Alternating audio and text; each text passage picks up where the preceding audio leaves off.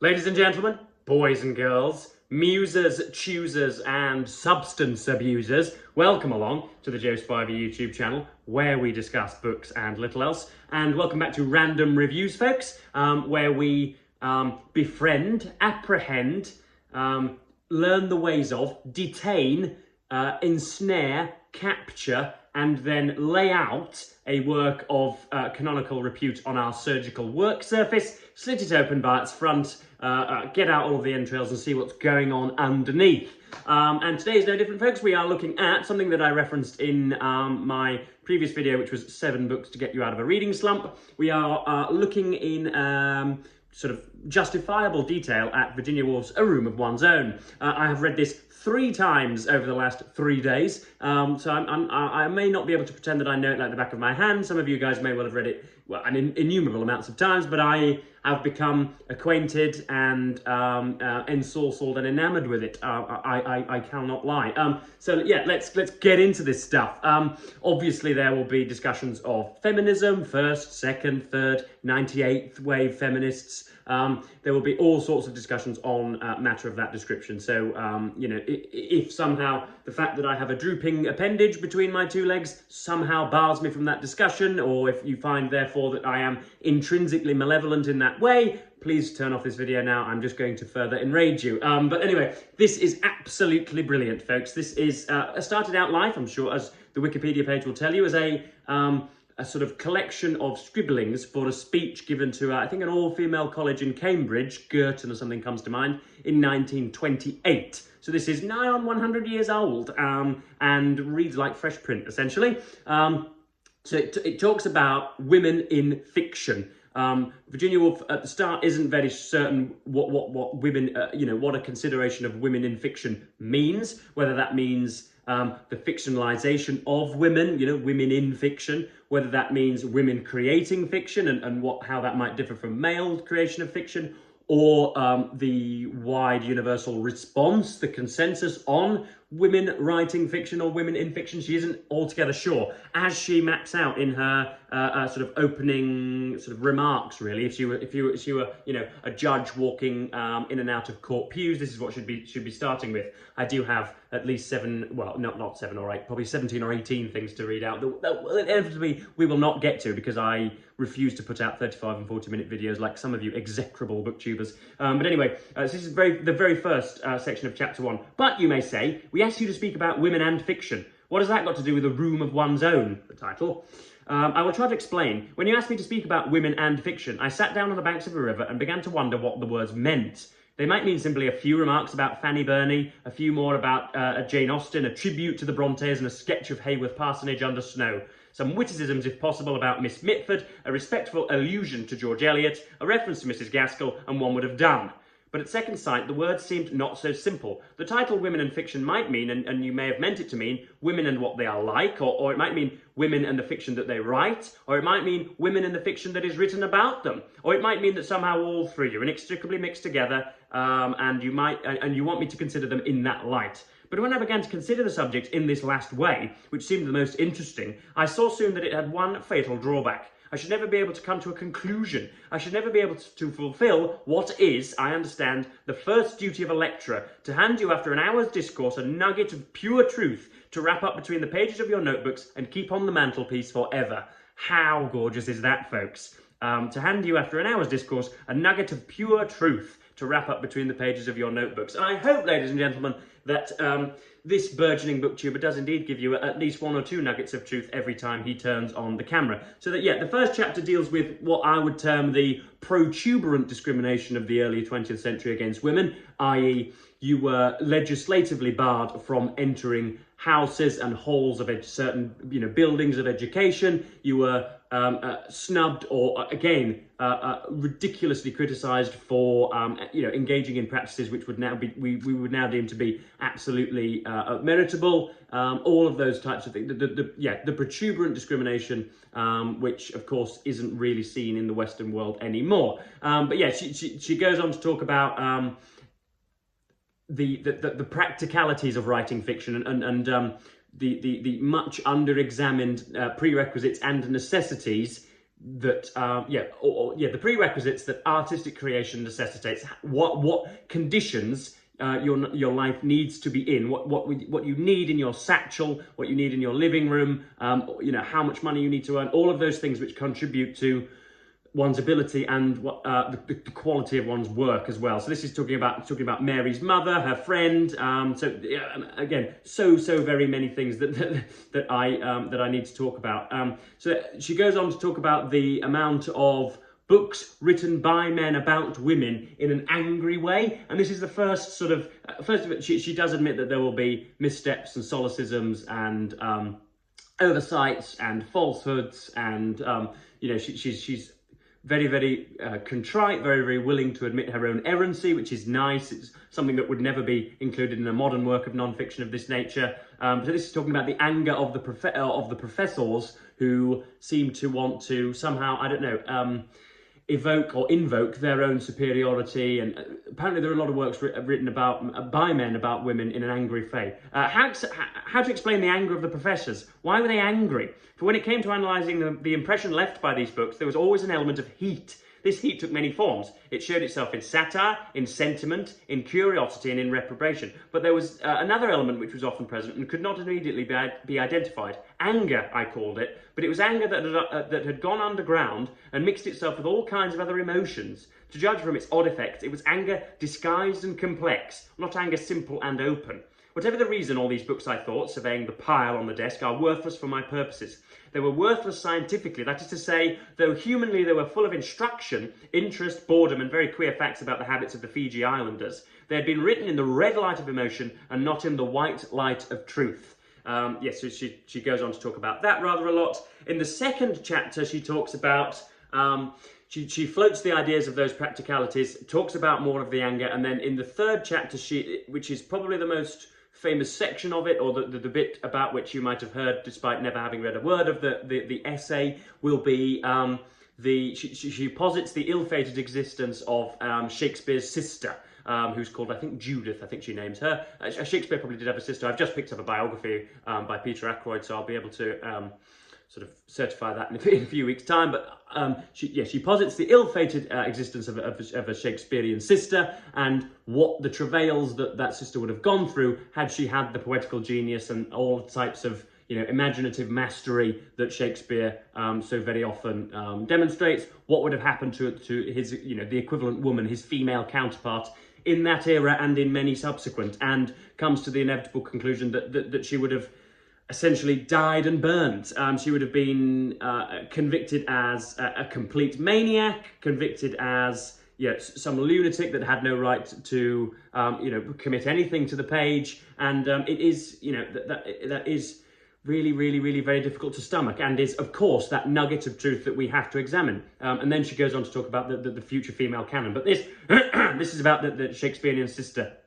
That woman then, who was born with a gift of poetry in the 16th century, was an unhappy woman, a woman at strife against herself. All the conditions of her life, all her instincts, were hostile to the state of mind which is needed to set free whatever is in the brain. But what is the state of mind that is most propitious to the act of creation, I ask? Can one come by any notion of the state that furthers and makes possible that strange activity? Yada yada yada. See if we can get any more on this. See if we've got any such matter. Sorry folks, talk amongst yourselves. Talks about the Shakespearean sister, and then she talks about the female predecessors that come before anybody that deigns or at least dares to write fiction as a female in the early 20th century or the 19th century. She talks about a Mrs. I'm going to pronounce it Behn, B-E-H-N, and talks about the lack of a female canon and their lack of giants on whose shoulders they should stand.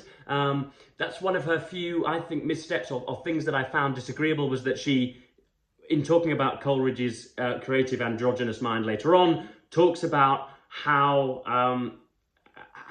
a female sentence and a female book is can be differentiated from a male sentence and a male book, and apparently you need to see it to believe it and to be it, and that somehow because there was a lack of female canon, that a prospective modern female writer wouldn't know where to start, which, oh right, so a female has never read Charles Dickens and thought, right, I'll pick up my pen. A female has never read goodness me, pick a title, Alexander Pope, and thought, well, I could probably do a little bit of a recreation of the Iliad.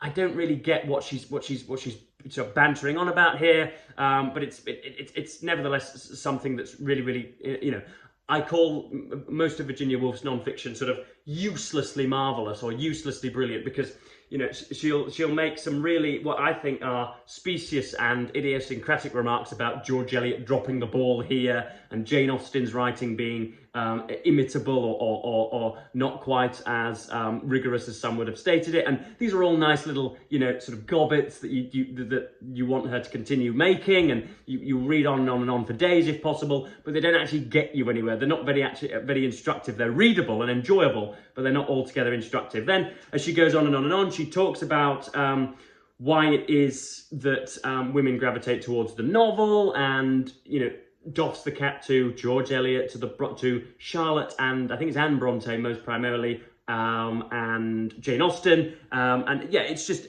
time and time again she just populates the work with some really nice, just some really nice concerns and some really nice criticism about this. So this is the section about where she differentiates between a male voice and a female voice, and how no female could ever have written War and Peace. Charlotte Bronte, this is when women try to appropriate the male voice or the male novelistic persona. Charlotte Bronte, with all her splendid gift for prose, stumbled and fell with that clumsy weapon in her hands. I mean, that's gorgeous, but it's not telling me much. George Eliot committed atrocities with it that beg a description. Jane Austen looked at it and laughed at it and devised a perfectly natural, shapely sentence proper for her own use and never departed from it. Thus, with less genius for writing than Charlotte Bronte, she got infinitely more said. Indeed, since freedom and fullness of expression are of the essence of the art, such a lack of tradition, such a scarcity and inadequacy of tools must have told enormously upon the writing of women.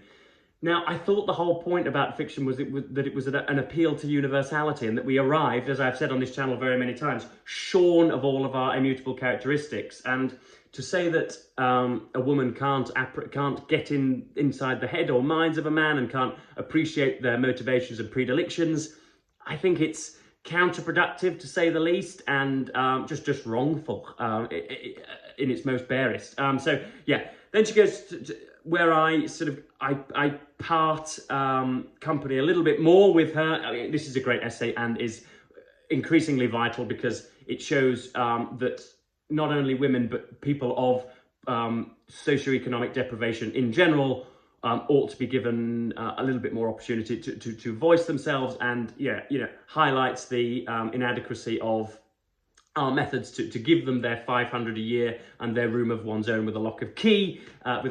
So yeah, where I part company with Woolf is that she zones in, because it's, we have to remember that it's a speech, or intended. I don't think the speech was ever given, or was deemed too long to be given, or to be Tigizavized. Because it's given to an all-female audience, of course she's going to zone in on the female nature and character. But when she says that it's women that have been deprived of, the means by which to create, and have been, are constantly, doing what, breastfeeding their young, and are barefoot in the kitchen making meals for their husband who is to arrive, from work, and they essentially haven't got the means and the time in order to be artistically creative.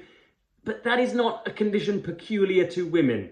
That has been the case for 98% of working class, slave laboured males who also have been socioeconomically deprived in their times as well. It is not a condition, it is not a difficulty, it is not a desert, a barren landscape peculiar to women that means that they cannot write. How many Shakespeares have we missed? How many George Eliots have we missed?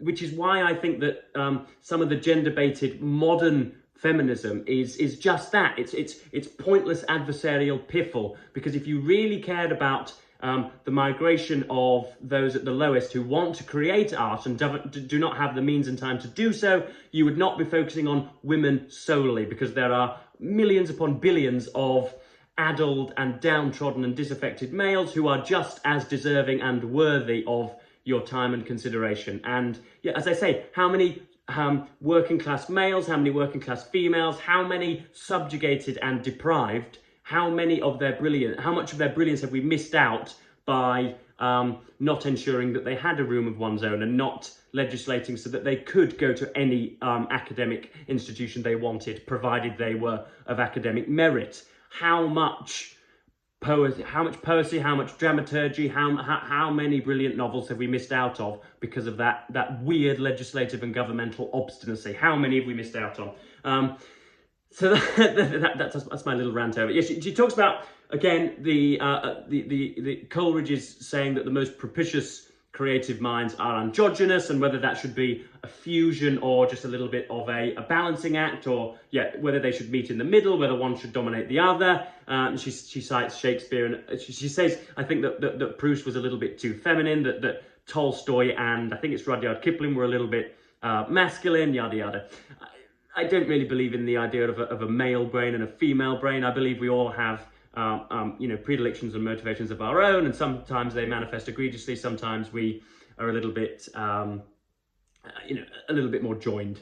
So yeah, I'm just going to read out a few more quotations and hope that you get, some sort of value from these, because she writes beautifully. You don't mind the fact that Virginia Woolf wanders, and boy does she wander. She can meander into all sorts. This could easily be half the size that it is. And yeah, you don't mind that she wanders because it's so immensely readable and you just want to start again and again and again. So let me just see if I can pick out some more beautiful criticism. So this is, talking about, what are we looking at here? So this is talking about the lives of women and how they aren't very biographized very often, or that they're not committed to biographies. So this is, for in imagination I had gone into a shop. It was laid black and white. It was laid with black and white paving. It was hung astonishingly beautifully with coloured ribbons. Mary Carmichael might well have had a look at that in passing, I thought, for it is a sight that would lend itself to the pen as fittingly as any snowy peak or rocky gorge in the Andes. And there is the girl behind the counter too.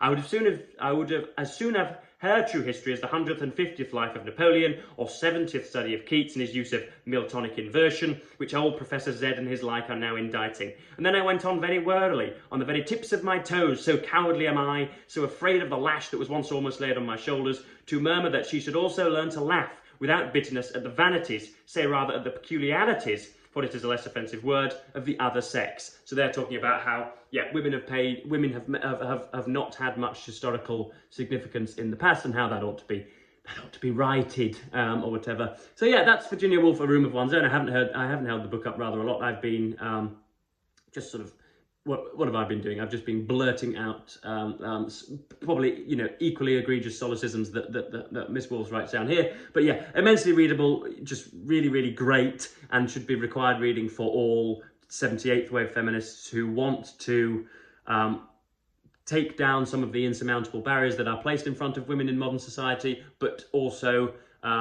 don't want to, who also need to be told that the consensus on state-sponsored extermination camps for any human adult male is obviously wrongful. This is a really nice, fine line, fine balance between the ridiculous animus that we see today and the stupid deference and apathy that so characterised male-to-female relations up to the year, 1950 or something like that. So yes, that was Virginia Woolf's A Room of One's Own. I do hope to, I hope I've presented something fine to you. I hope I've given perhaps a new angle to it. But yeah, really, really nice, really, really enjoyable, and something that I'm no doubt I'll be going back to. But I've clearly ravished through the thing. I've clearly seen that it's of importance and worth to me, given that I went on and on and on about it and have read it 3 times in, I think, 4 days. Maybe I started on Saturday, started on Sunday, maybe. Yeah, so 3 in 3 days. Let's say that. That's nice and complete, isn't it? So yes,